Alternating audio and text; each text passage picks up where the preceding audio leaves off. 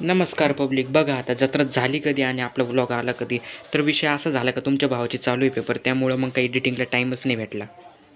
सकाळचा 2 तासाचा पेपर 1 तासातच उरकून डायरेक्ट आलो कावडीच्या मिरवणुकीमध्ये. मिरवणुकीला आलो तर काय तिथे वेगळंच. बँडच्या गाडीला काय प्रॉब्लेम आला होता काय माहिती, बंद पडली होती ती. थोड्या वेळाने गाडी चालू झाली, मग काय तोपर्यंत स्टँडपर्यंत गाडी आलीच होती. मग काय व्हिडिओ काढतच होतो, तेवढं त्यांनी दिला आणि माझ्याजवळच फटाके लावून. मिरवणुकीत तर सगळेच नाचत होते, पण आमच्या सागरभाऊंचा विषयच लय हार्ड. सागरभाऊ नाचू राहिले म्हणजे गाणं लागणारच, इथं नक्कीच राहतं. जत्रेच्या ठिकाणी काय बँडची गाडी आली, मग काय तिथं चालू होतं पाळणे वाजवायचं काम. मग काय चलाच म्हटलं थोडंसं नाचून घेऊ.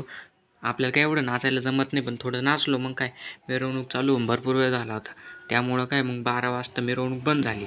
तिकलं म्हटलं चला आता काकाच्या घरी जाऊन पाणी पिऊ म्हटलं. पाणी पिऊन त्याला म्हटलं चला आता जातो म्हटलं, मी मला पण पेपर आहे म्हटलं 1 वाजता. घरी आलो नावारला निघालो. मग ऊन पण भरपूर झालं होतं. मग काय गाडी जोरात घेतली कॉलेजच्या दिशेने. कॉलेजमध्ये आलो ना, आपल्या पेपरचा ब्लॉक होता 5 नंबरचा. पेपरचा टाईम झाला होता. मग काय पेपर दिला न घरी आलोच होतो. तर तेवढ्यात काय प्रतीक मला घ्यायला आलं, म्हणे चाल म्हणे आपल्याला फटाके आणायला जायचं आहे. फटाके घेऊन घरी आलो. मग काय जत्रेमध्ये नेमकंच आजीबाबांनी त्यांनी दुकान लावली होती. ते म्हटलं होते ये चक्कर मारायला. चक्कर मारायला आलो तर इकडे दिलं ना त्यांनी मला हे काम लावून. आता आजीबाबांनी काम सांगितलं आहे म्हटलं करावं तर लागणारच ना. मग काय थोड्या वेळ त्यांना मदत केली. मग आलो तखतरावच्या मिरवणुकीमध्ये.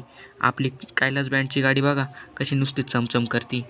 मिरवणुकीचे 1-2 व्हिडिओ घेतले आणि मग काय जेवण करून आम्ही आलो तमाशाच्या ठिकाणी. तिथं प्रतीकचं माझं काम एकच फिक्स होतं, ते म्हणजे फटाके लावणं.